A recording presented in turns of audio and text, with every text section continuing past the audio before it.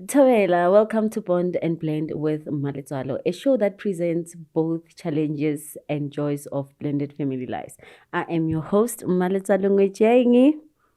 Ngwejengi Yabanaring. In today's episode, we will be unfolding a journey of a young lady who has been in two beautiful situation where she was raised by a single dad and a stepmom got in the life later on. Let's hear what she says. Let's hear what her journey was like. Lesh, Hi. welcome. Thank you. Thank you for calling me a young lady. How does that feel? It feels I just turned 30 recently, Ooh, so Sana. there's a lot of like mixed commentary. Some people say, hey, you're old now. So none of us are like, hey, you're still very young. So thank I know you. you're still young. Yes. You're looking beautiful, by the way. Thank you. I had to match you today. Oh, Sana. Thank you for making time. Thank you for having I'm me. saying this because time is valuable. Mhm. And we are where we are, who we are because of time. Mhm. And when one is making sure that they come, they acknowledge your invitation. For me, it's a big thing. I don't take that light. Like I mentioned the last time, or even a simple response on WhatsApp, a simple text. For me, it's like, yo, that person took 5 minutes of her time and gave it all to me. Yeah. So most of the time, but it is a big thing. Thank you so is. much for squeezing me. Thank you for the invite. I also Shit. think that's also important to be recognized and people Yeah. to remember you. Yeah. Yeah, especially when I can see the beautiful content you're creating. So for me to come top of mind, that was very special. I had to honor the invite. That was so sad. I meant to make her cry. Now she wants to make me cry. Oh. But see, let me visit. I don't cry easily, so we'll see. What's your favorite music Wow. that speaks to your soul? It depends on the season in my life, eh? Really? Can I tell you something very interesting? So Sure. growing up, gospel was never something I enjoyed. Okay. I used to have a joke with my friends. I was like, you can play me anything, don't play me gospel. Yeah. But the older I've gotten into it. I guess it's you grow up and you Yeah. experience things and the Yeah. music speaks to you. So Yes. gospel is a good one. Which one in particular? I'm getting into Benjamin Dube, which I feel like everyone has done it way before me. So Yeah. I'm new and getting into anything that's Alright. but I've been enjoying it so far. But also, funny enough, jazz. Ooh. Sometimes I don't like music that has lyrics. Okay. I want to feel whatever's happening. Yeah. And I'll just play it in the background of Yeah. whatever's. So I like jazz a lot. So nyakadi beat. I love the saxophone so much. So anything that has a saxophone is my favorite. Sure. Yeah. So I want you to go into your gospel. Yeah, Benjamin Dube. One fela ye we hopelang. Or There was one I was playing as I drove in. what was that one? What does it go? Oh, see, So you can sing it. It's the thing when someone asks you something and then in that moment it leaves your head. What does it go? No, Tulu, don't do this to me. I'll come back to wanted this. you to sing it. I wanted you to sing it. I love gospel, and I wanted to sing along. Oh, Because I know most, especially old gospel songs. yes. How does it go? It goes, bow down and worship him. Oh, Worship him. Oh, my You'll hear the goodness. song also in the beginning. Oh, Has a beautiful saxophone intro to it. Yeah. So yeah, I love that song. How does it make you feel? Like you feel Calm. yeah. I feel calm when I listen to it.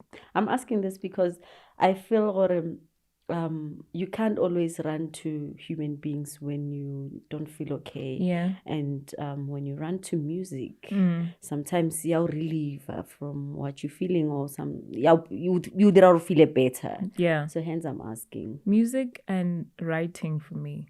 So I journal a lot. Ooh. I also talk to myself a lot. I know that's Self-talk. No, that's a good thing. No, apparently. but mine is like full-blown conversation. Oh, I love it for you. So I talk to myself a lot. Is it loud or in your heart? It depends. If there's no one around and I know no one's around, it gets loud. Sana. But if there's, to a point where I remember I used to walk around with earphones a lot, like when I'm in the mall, because I'm talking, but like you think I'm on a phone call.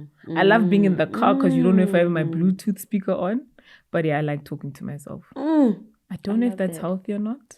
I think it can be, because maybe during your self-talk, you also affirming yourself. Yes. I heard someone speaking of affirmations that they're good, and those are self-talks. I also have a lot going on in my head, so it helps me organize my thoughts a lot. Yeah. And some people are scared to talk to themselves. You know, I believe they can't even sit alone by themselves. They're scared of themselves. So it looks like you have a good relationship with yourself. I do. I think, I don't know, there's times in life where you are by yourself, so I've gotten comfortable with being alone. But I don't, because some people, I think, compare alone with loneliness, and to me those are two separate things. But I enjoy my time by myself. And it doesn't mean or lonely. No, I think if I ever do feel loneliness, then I know how to tackle it. I know people to call or to go out and get out of the house. But yeah, I like being alone. Sure, if you're like, hey, it's normal. It's normal to have a relationship with yourself. The question is, do you really have a relationship with yourself? And as in, I'm still questioning myself as she's saying, or she's speaking to herself. Have I ever done that?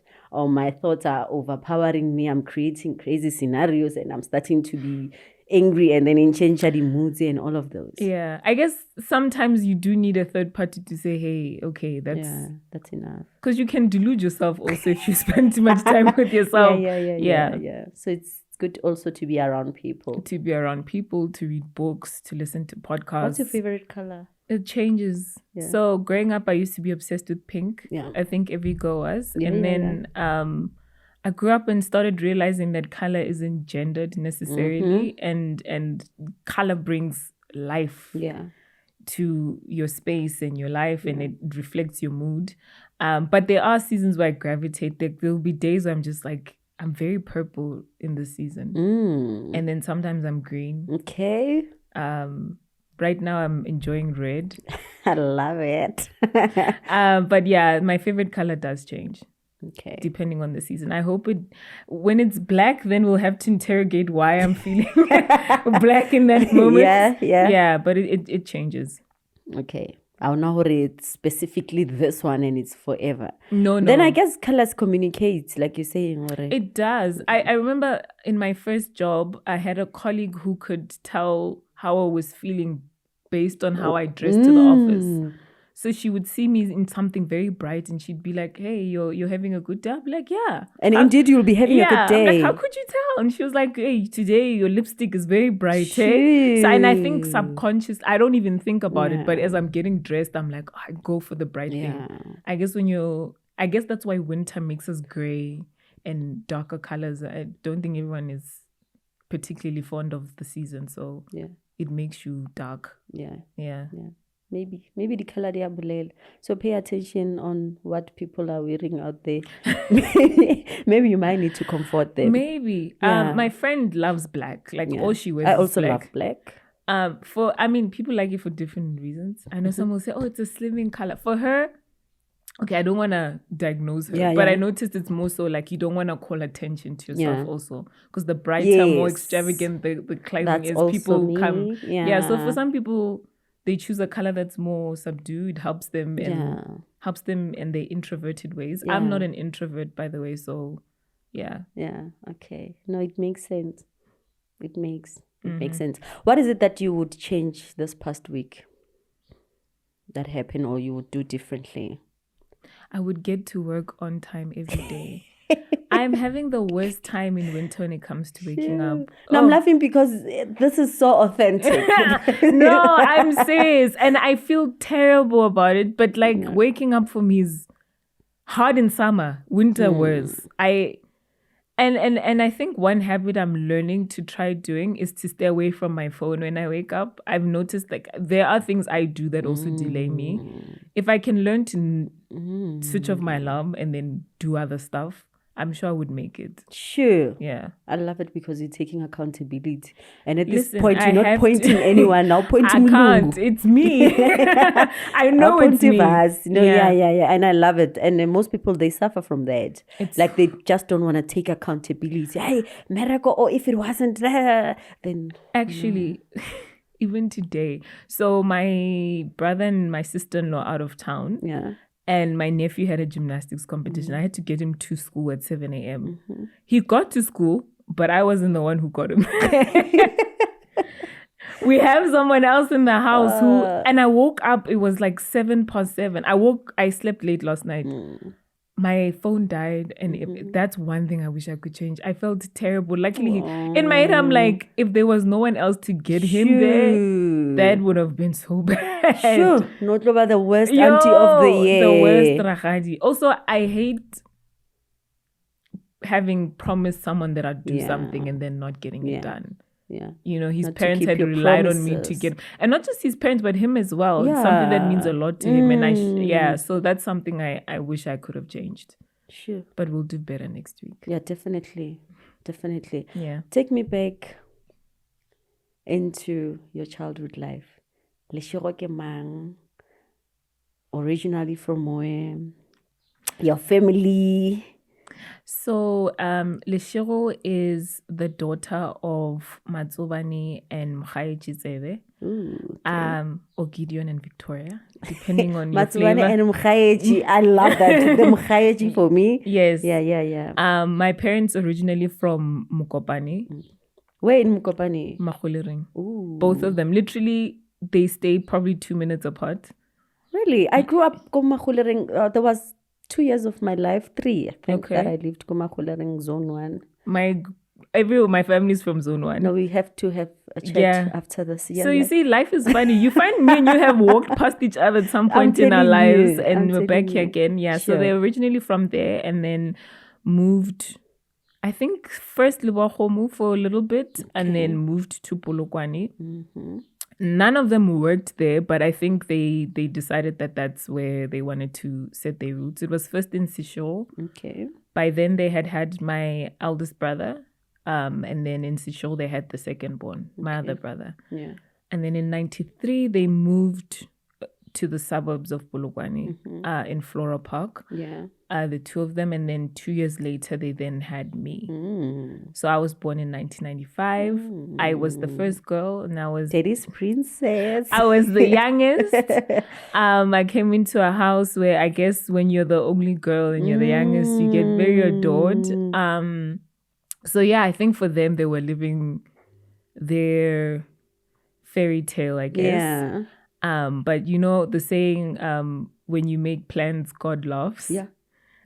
So a few years after I was born, my mom got sick. Okay. Which is unexpected for everyone, especially in that time. I think cancer wasn't something that a lot of people about. It was one of those things like Jahole, like Osman Ban had cancer, but it's, you know, older people. I mean, my mom was 36 when she had me, so she was young. She was still young.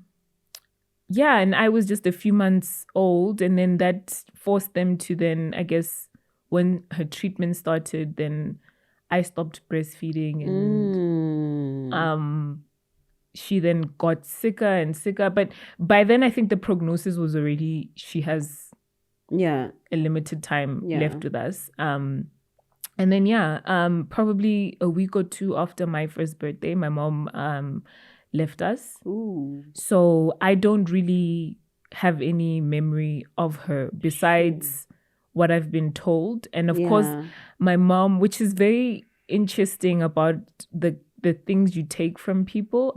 As an adult, I love taking pictures. Like my phone is stacked with pictures. And there's so many photo albums in the house. Like my mom took pictures. And I sometimes think if she was thinking that she needed to document her life and our lives. So there's many pictures of her. She's a beautiful lady. As you can see. Oh yeah, you can see. A gorgeous lady. But it, you know, everything then fell apart. I cannot begin to imagine my dad in that moment. He oftentimes brings up the fact that they weren't even married for 10 years when she passed. I think they'd been married for 8. Sure. Or 9. So, it was a new reality all of a sudden to be a widower with 3 small kids, with a house you guys just bought. Life changed. Just like that. Indeed, we plan and God decides. And I sometimes ask myself, it was going to be better if you know who's living when, so you can prepare yourself. But I don't think it will ever take enough preparation. No, I don't think so. For someone you love to. No, I think even if someone's been in your life for 90 plus years, it's still hard to let them hard. Yeah. So my dad was 40. Yeah. And a widower all of a sudden. True. And he was still young. He was very young. Did you see this? Early 40s. Do you see this early? He was very young. My dad's very handsome man. And I guess he sat with himself and made the decision then that he was going to raise his kids. I think when I speak to him about it, because a lot of people are like, what led to that decision? Yeah. He always says, what other option was there? They're my kids. Yes. I was the youngest and I was a girl then. I think there was communication with my mom's side of the family with some aunts saying, no, she should come live with us. Yeah, yes. Because you have no business raising a girl also. And he was like, no, my kids are going to stay together. They're going to stay in their home and I'm going to raise them because, well, that's what I'm supposed to do. Sure. And so that was the beginning of my life as the child. Or dare I say our lives, the children and our dad. We had our helper, Mani Onika, who was with us as well. Yeah. But that was then our story and how it started. Your upbringing. Yeah. Sure. You growing up, basically you grew right? Because you were not used to that as she passed on while you were still young. Like, do you remember any bond somehow? I mean, I think single dads definitely get more sympathy than I would say single mom. Yeah. So we were basically the talk of the town.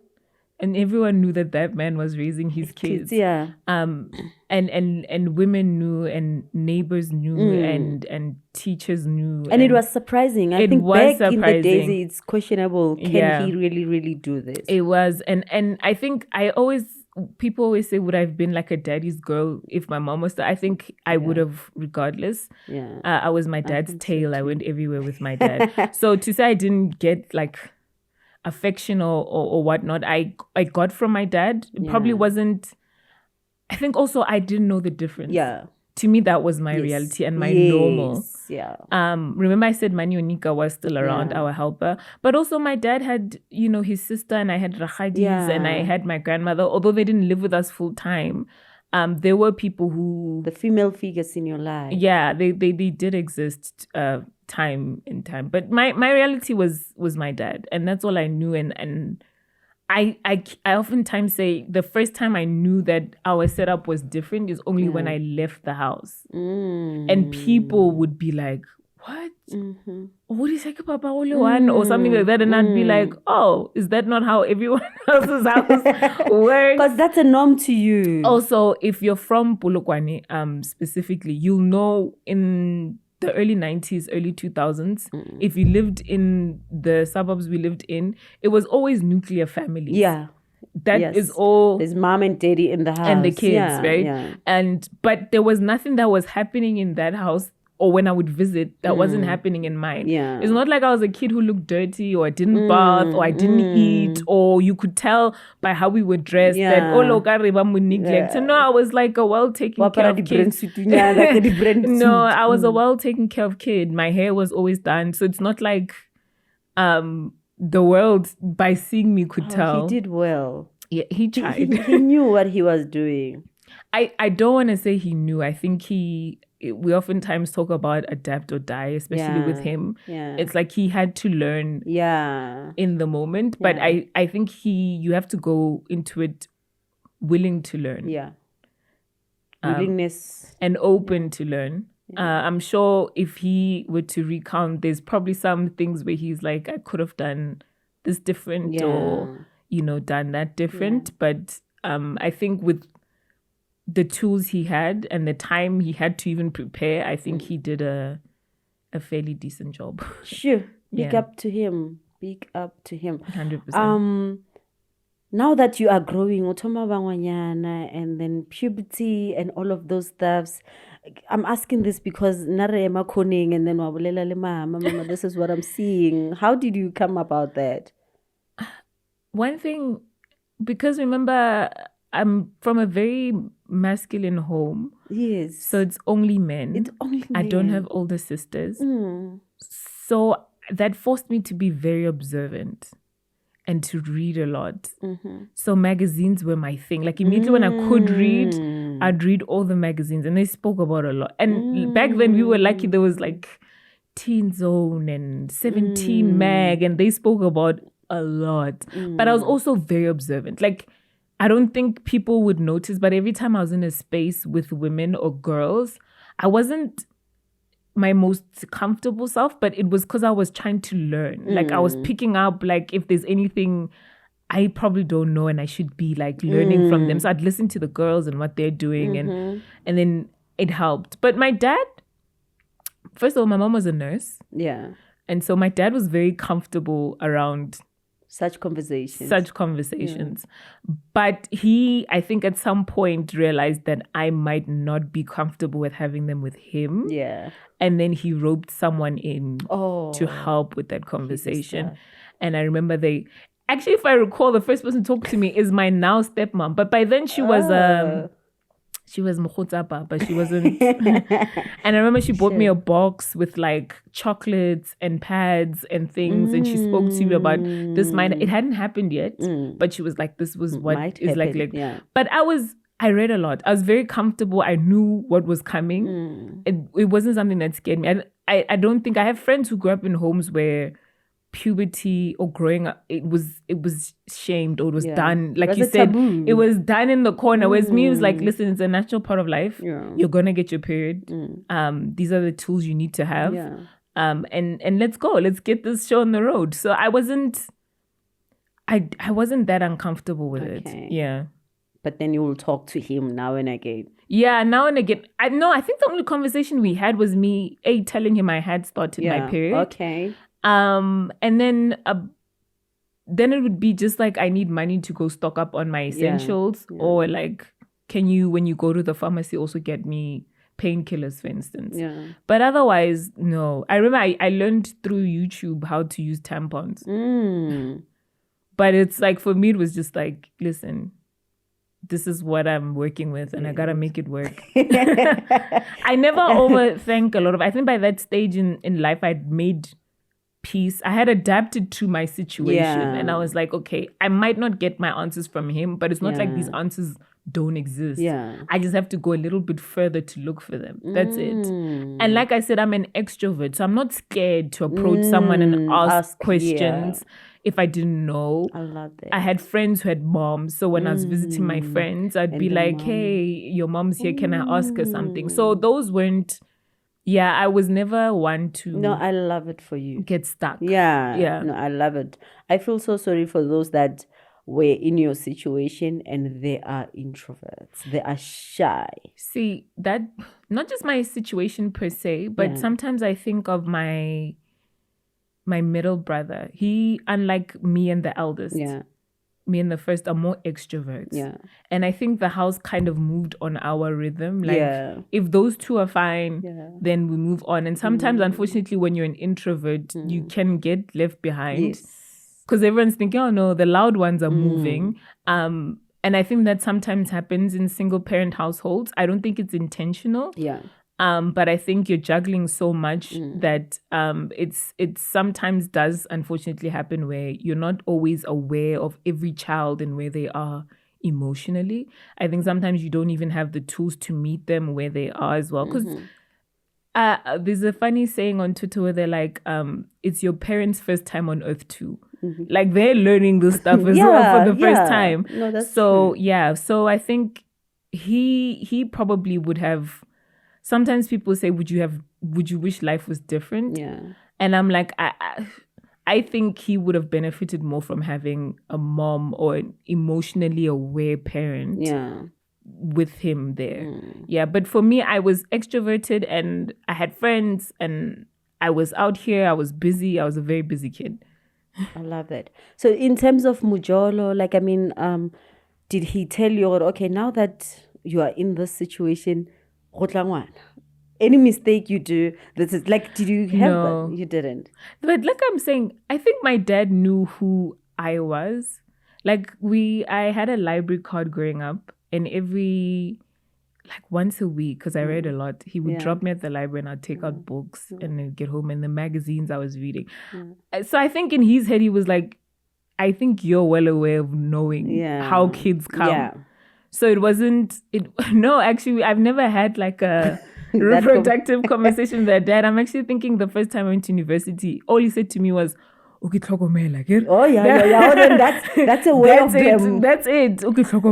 But I understood what he meant by that. But we never really had that conversation. No, he meant exactly that. Yeah. Because now I'm just thinking about it. Women, like my mother was just like, okay, now you are here. Yeah. The next thing you even kiss a boy, then there's a baby. See, they would tell girls like, stay away from boys or you get pregnant. And I think that's such a disservice to young ladies. Yeah, no, it is.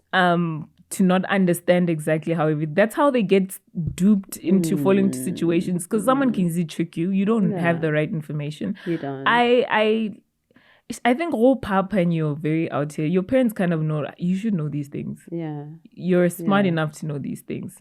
And luckily he was right, because it could have gone the other way. And I could have been 17 and pregnant and saying, I don't know how this happened. I did not know. No, I was fine with that. I like the fact that your father partnered with someone for your betterment.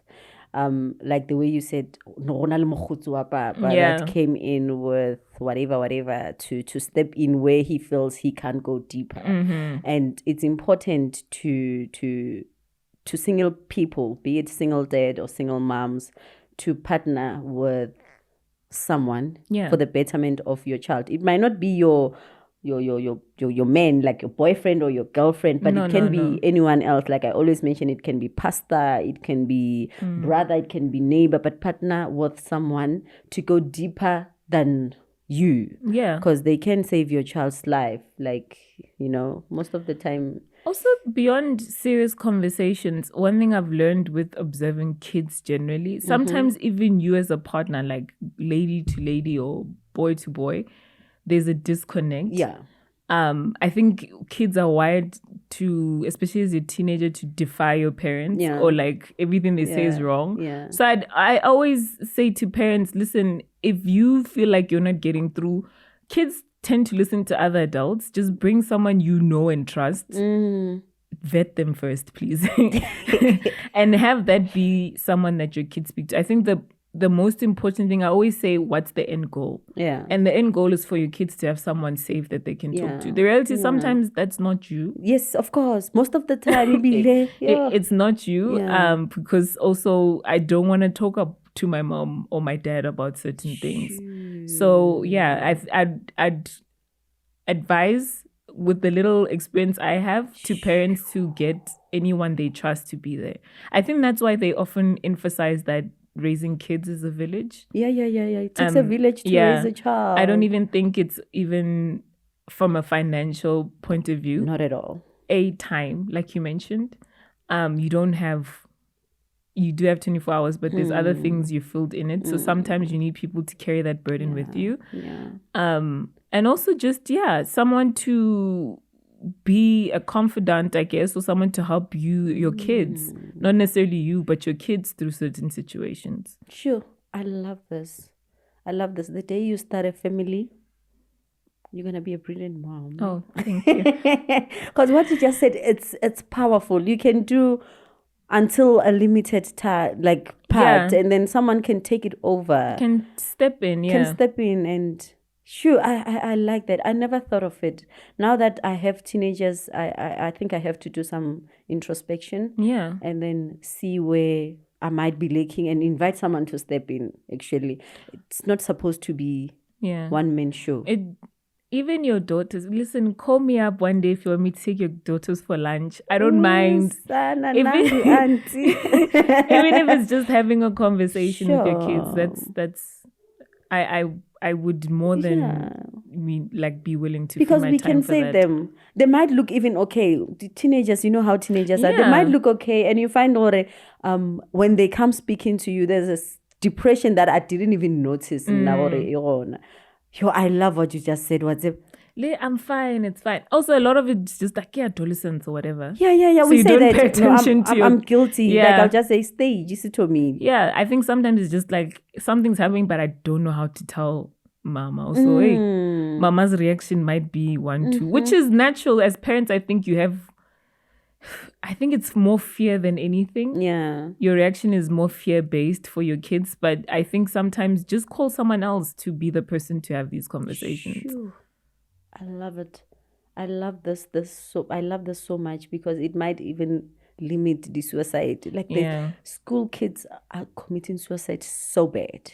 So bad that I tried to sit and check what's wrong. Is it the parent? Is it social media? What is it exactly? Then you only find out that they just need someone to talk to. Yeah, there's a lot of individualism that's happening now in society, where I think it's every man for himself. And it trickles down to so lonely. To kids as well. And they don't have the tools to navigate this type of world where everyone is for himself. Sana, our kids are going through the most. So, when did stepmom come in life? It was very interesting. I always tell people my dad remarried later in life, but she was always a presence in my life. Remember I said she was the lady who spoke to me, and I was 10 back then. So she's always been around. And ironically, how our family did really blend, because she had 3 of her own kids. And she's a divorcee. And that's a completely different dynamic to what we were dealing with. Fun fact, her and my mom actually knew each other. Ooh. So my stepmom is also a nurse. Ooh. And they trained together. Sure. And if you look at me and her kids, or my siblings and her kids, our ages kind of run parallel. So her firstborn daughter and my brother are the same age. And then her second-born daughter and my other brother are the exact same age. And then her third-born son is a year older than me. Sure. And they knew each other and they'd run into each other. And I remember my stepmom telling me we'd make jokes about how when they're older and stuff like that. Yeah. And I'm like, guess who got married after? It wasn't the kids. It's them. It's them. But they did know each other. Sure. And she speaks very fondly of my mom. She always says, when I say, like, go take flowers to my mom's grave, she'd be like, oh, I think in her own way, in her alternate universe, I think my mom did conspire for that to happen. It feels like it. Yeah, I think she knew my stepmom. What a loving lady. Sure. She has a lot of love. She herself comes from a big family. Okay. She's one of 8. And she's the only girl, ironically. And then she had 3, but when I talked to her, she said she always wanted more kids. So I think also God heard her, but brought kids in another way. Yeah, because kids don't always come from you. Sometimes you marry someone and they come with a very loving lady. She has so much love. She's very soft-spoken. You'll hear, Shiro, guy. She's very nice. I think our relationship didn't start off great, though. Okay. I will say. So even though my dad did remarry later on in life, it's not like he didn't date. Okay, and I remember I was my dad's tail. Of course. Then so I got to meet some of the ladies. And I think because there's a part of me that wanted a mom. There's probably ladies I attached to. You're right. That he dated. Okay. And if there's one thing I would change around because of course he was going to date. He's human and he has every need to explore that. I think one thing I would change is the conversations parents have with their kids when they start dating or when they start introducing partners to their kids. Yeah. I oftentimes hear parents, single parents especially, when they navigate that conversation or they ask questions, it's always, guys, when did you feel like you were ready to introduce your partner to your kids? I get that question and it's a lot. never, did you ever sit down and ask your kids if they're ready to meet your new partner? No. And I think if we had more time to navigate that, sometimes I think you wouldn't like the answer on the other side. If your kid said, no, we don't want to meet that person yet. And you don't know how long that time process would take. Yeah. But sometimes kids need time. They do. To process those things. I can imagine how hard it is, even if it's kids coming from divorced, where the other parent is still alive and they know them. I think there might be feelings of betrayal sometimes to the other parent. True. So I think it's important more than even you and when you're ready, it's your kids. Yeah. And having that conversation and navigating bringing your partners in. And then when things don't work out, because this is life, having that conversation. I think for me, one of the breakups, she was there, then she wasn't. And it wasn't communicated. It was like, what do you, and they say that. Like, go play. You'll get over it. And I think when my stepmom came into the fold, I remember there was I remember this so vividly. I used to write and journal a lot. Yeah. I had a diary and it wasn't one you locked. Yeah. But I wrote things, mean things about her. Sure. She's a B word. She's a mess. And my dad found it. And I remember he sat me down and he was like, why would you say these things? And you don't even know. But I think we never really interrogated the fact that I was still thinking about that one. There was a bond. I didn't even get a chance to say bye or anything. So our relationship was very distant in the beginning. I also remember around the same time, Generations was running a storyline. I don't know if you remember Angela Mutene. Yeah. And she lost her mom. And I think the dad was starting to date again. Yeah. And she didn't like Karawa. And my family, like extended family, would make jokes about how I was that Angela. Like an Angela. And I remember always wanting someone to just like ask me properly, like why I felt that way. Yeah. So it took a minute. Yeah. But I then started warming up to her slowly. Yeah. I think in the back, there was always like a bit of hesitancy, but more so because I got burnt the last time. Yeah. And I'm like, I don't want this to happen again. Once bitten, twice shy, they say. But after a while, I'm like, okay, I think this one is here to stay. Yeah. One thing that my dad had, I guess, made an agreement while he was talking to himself was that he wanted to make sure his kids were grown and self-sufficient before he remarried. And also, she was also raising her kids. Yeah. So she had her house with her kids and we were over here. So she would come over and we would see her and we grew together and she saw me grow up. Yeah. And I'm grateful for her presence in my life during that time. Now we have a very great relationship. I think you get older and you also have questions and it's nice that there's someone there to answer. I think the relationship also got better once I grew up and you start seeing your parent as an individual who also has their own, needs when it comes to like partnership or companionship specifically. And so there's a time I'm like, actually, hey, I'm going to leave this house and I want my dad to have someone. Yeah. And to have someone to spend time with because I'm the youngest. Once I'm gone, he's alone. So I think once I started changing my perspective on why she was also there, it's not just to be like, I'm here to replace your mom or whatever. No, but I think that was also very clear. Yeah, no, that's beautiful. Yeah. Sure. So when your dad remarried, did she come live with you guys in the house? So by the time my dad remarried, we were already out the house. Ooh. So when I say I think I had a few months after I graduated from universities when they officially got married. You did well. So they'd been together for a long time before that. But I think they gave each other the space to raise their kids, to send their kids off and navigate that part of life before then. Because listen,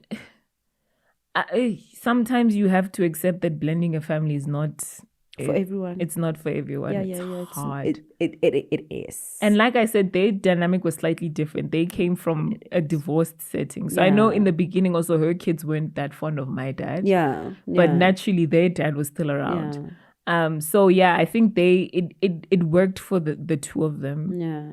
To do that. I mean, separately is in separate houses, but of course they also had then someone to confide in the struggles they were facing as single parents together. So I love it. I love it when you're saying blending a family. It's definitely not for everyone. No, it's good, and it's important that you look at your situation, you look at your setup.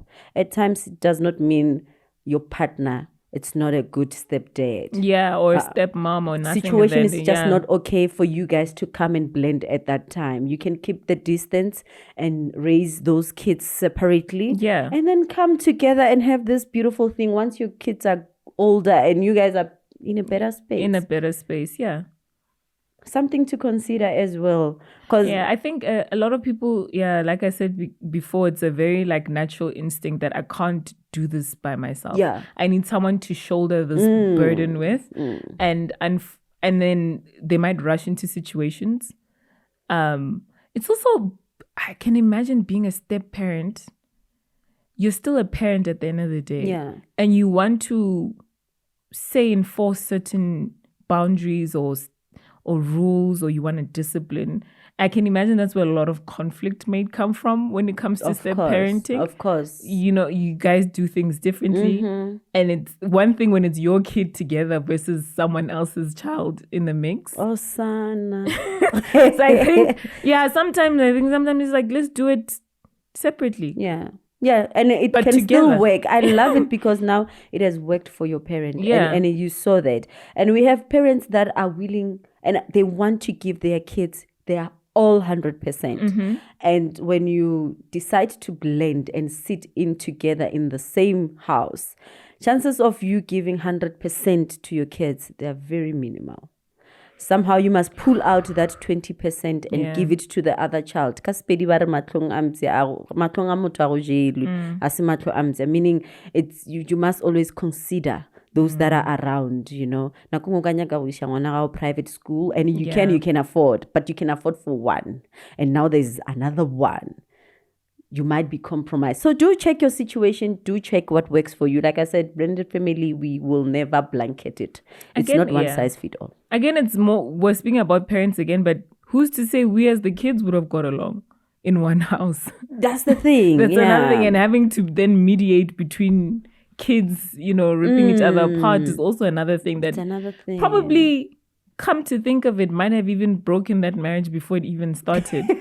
You know, I think that pressure of blending a family is intense. It's very intense, and we can't sit here and make it look like something that's easy. No, it is challenging. I think give yourself time to figure that dynamic out and whether or not test the waters and see whether or not it works. But you're not forced to. No.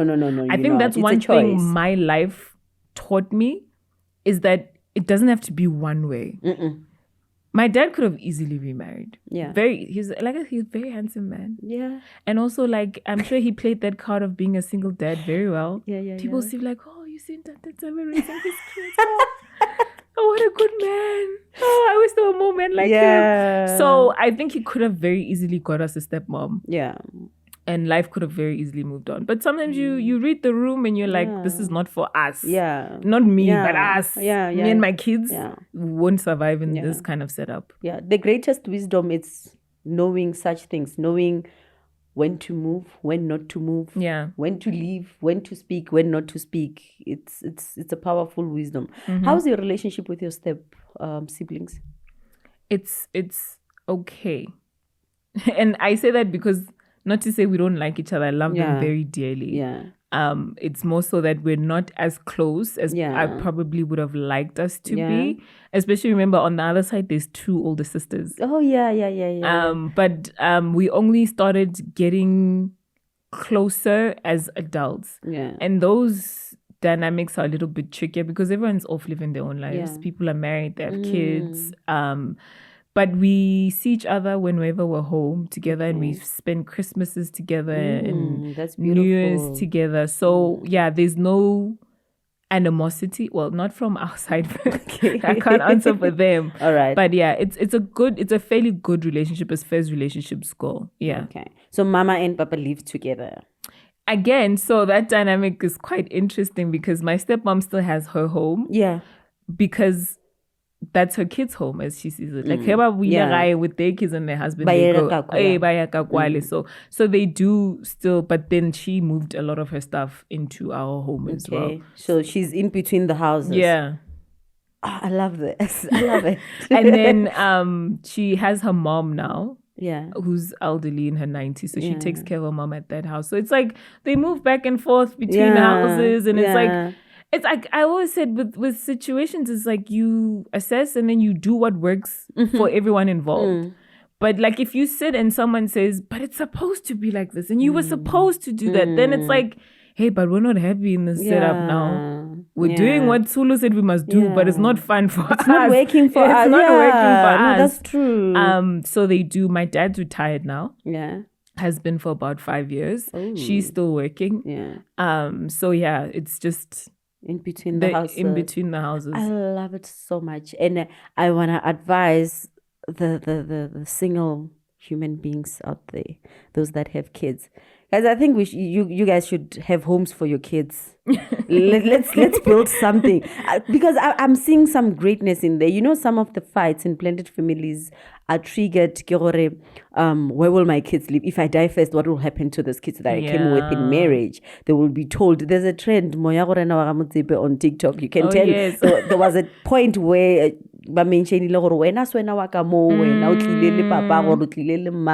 such words. I think it will make a blended family a better thing if we have things, and then let love be love, let union be union. Yeah, I think if you both have your own things by the time. See, I think it was more simple for my parents because they're older. Yeah. I can't imagine in your 20s or 30s trying to navigate blending a family. Ooh. That what a huge responsibility. But we do have them. They're blending. At the end of the day, like I said, it's all wisdom and it's all maturity. How you want to see things. If you want to see troubles, you will definitely see troubles. Yeah. If you want to put in the work, you will do so. And nakong it turns out well. Aina formula. You know? You can blend at any age. At any age. How was my dad? Probably in his 60s, early 60s when they like signed officially. Yeah, and say Mr. and Mrs. Mrs. Yeah. Oh, I love it for them. So it's on my dad's favorite saying is on race, on pace. Yeah. No, that's true. Meaning pacey kya mood. Really? Sure. But I want you to talk to your stepmom. I know she might be watching this one of the good days. Oh, hi. What would you say to her? Thank you for opening up your heart to me and my siblings and even my brother's kids. Thank you for loving our father the way that you do and also allowing us to be proud of saying that's my mom. Yeah. Sure. I've as an adult now, quite interestingly, I meet people and I'll say my mom and my dad now, which it took me a long time. I'd always emphasize that it was my stepmom. And I was like, no, she's my mom. I want her to know that. Specifically because I don't call her mama. She's auntie so-and-so, which is how I met her. Okay. And I still keep that auntie so-and-so. But you are my mom. Yeah. And I look forward to, as I grow older and experience life and womanly things, having you there now as someone to seek counsel from and someone to lean on. And I'm happy you're here. Sure. Yeah. That's nice. We are happy, Mama, that you're doing the work with love. Yes. Yeah, it's all that matters. Let the work be done, but if it's done with love, it's everything. Also, before thank you for letting me love you my way as well. Sure. There wasn't I any prescription on how it should look. I think she allowed me and gave me the space to grow that love and then show it the way I do. And I'm grateful for that. Sure. That's so powerful. Well, she's an amazing woman. She calls me my CEO every time I talk. Like, how are you, my CEO? And I'm like, I'm fine. She's like, we're not global CEO, yeah. And when she introduces me to people, she says, "Oh, okay, last Bonyaka." Oh, I am her youngest also. So yeah.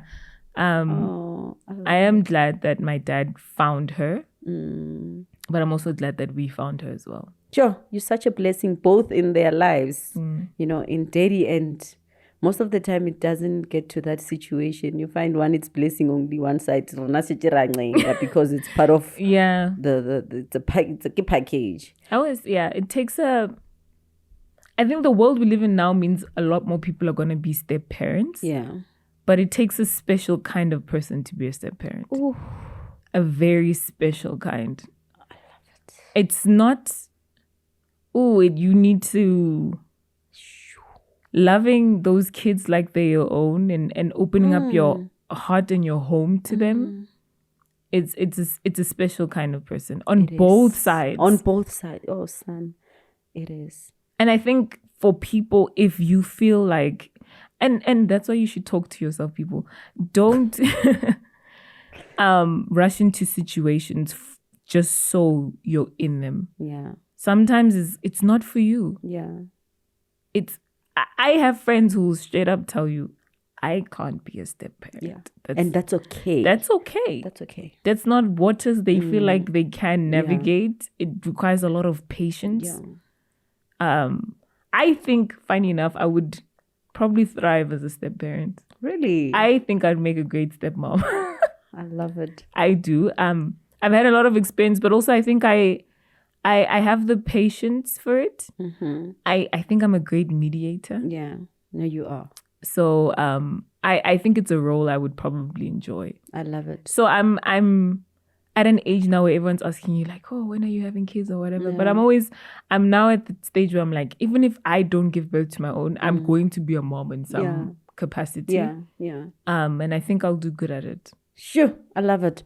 Oftentimes we get caught in the busyness, and we forget to go back to those people that show us love. Re-roba appreciate her, you know, the way you appreciated her.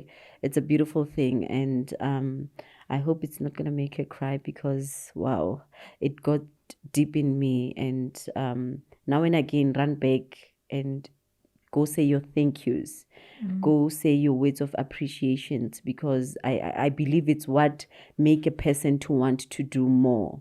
Like you're telling them, or hey, I see what you're doing, and I am here to tell you, or thank you so much. And people get more energy to want to give you their very, very best. What do you want to say to Papa? I think when it comes to him and I, we're very vulnerable and honest about our feelings. So I know oftentimes the saying will be, give people their flowers while they're still alive. Yeah. I tell my dad I love him all the time. And I thank him. Perhaps the thank is more for the things he's doing now. And maybe if I've never said it to him, I want to say thank you. There's a lifetime of things. I oftentimes get sad because my dad's, compared to my friends, my dad's older than a lot of my friends' parents. He's turning 70 this year. True. And I sometimes think, the reality hits me that we're running out of time. And that breaks my heart. Yeah. That we can't have forever together. Yeah. That's my person. Sure. That's my home. That's my safe space. And that's a lot of times in life when I've taken risks or things people might say was crazy at the time, it's because I always knew, like, I have my dad. Yeah. Like, it's gonna work out. I'm not worried. If my dad says it's cool, then I don't even care what you have to say or anyone else says. That's my guy. And in the beginning I said I'm not a crier, but when it comes to him, I cry. Yeah.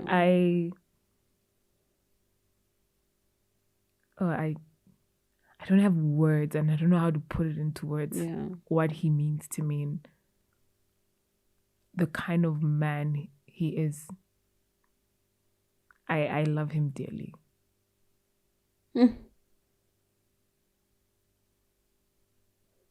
Papa Barbarat. He knows that. I tell him all the time. Yeah. Sure. I was telling you while we were off camera that my dad and I speak on average like 3 times a day. My people in my life always joke, what's gonna happen when you get married? What's gonna happen? I'm like, we're blending this family. We're blending it. You're gonna blend in with my dad. Yeah. Love it. Yeah, it's when I achieve things in life, he's the first person I call. Yeah. When I get a job, this is my first gen corporate, and I got a bonus for the first time, and I called him. I said, Papa, they gave me money. I love it. I think people are afraid to discuss things like money with family or whatever. I'm like, nah, that's my guy. Sure. Yeah. Every good thing I go through in life, in my head, it's like it's because of something he had to sacrifice for me. So I always want to share those good things with him first. Sure, I love it. I hope we have many firsts going forward. I hope he gets to see me get married and see me have kids. Yeah. Or buy my first house. I look forward to seeing what our life is as it unfolds. And you know. Yeah. So what advice would you give to a stepchild out there?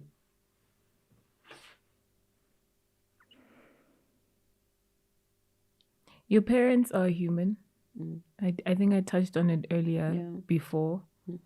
And I think you might have a little bit more, I think, patience once you start to see them beyond just being your mom or beyond being your dad.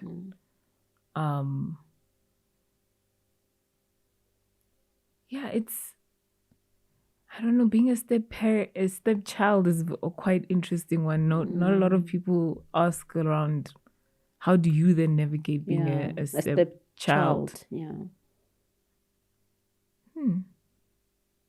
To know, what can I really, really do? How did she navigate that situation? Yeah. I think I always say it's important to get your feelings out. Yeah. The reality is sometimes that might not be with your parents or an adult, but it might be whether writing or journaling or talking to yourself. But it's important for you to get those thoughts out there. Yeah. I also want to tell step kids that your feelings are valid. Yeah. They're very valid. Oftentimes you're going to run into adults being dismissive of them. But they are. Yeah. And sometimes it's just, the issue is not, and it's because of your age. It's not your fault. Yeah. You're not able to articulate why you're feeling the way you're feeling. Sometimes you're mourning because kids mourn their parents' marriages. Yeah. It's not the one that was in the marriage. Kids mourn their parents that they've lost through death or otherwise. And divorce, they mourn it. Yeah. So I think it's important to know that it's okay to feel those feelings. Sure. And go through them. Yeah. Don't dismiss. Yes. But that also doesn't give you the allowance to be a terrible person. Sure. Because you're going through something. I think everyone just needs to give each other grace. Yeah. Give your parents grace as they navigate this new chapter of their lives. Yeah. Give yourself grace. Sure. As you are being entered. Because I think with kids, the worst part is you don't have a say in the situations you get put in. Yeah. Mama, Papa says, I'm getting married. We're getting married. Yeah. They say, hey, you have to go live with Coco now. You go. You don't really have a say in what happens to you. Yeah. And I think that's the most frustrating part. Yeah. So for stepkids, it's always find healthy ways to express what you're feeling.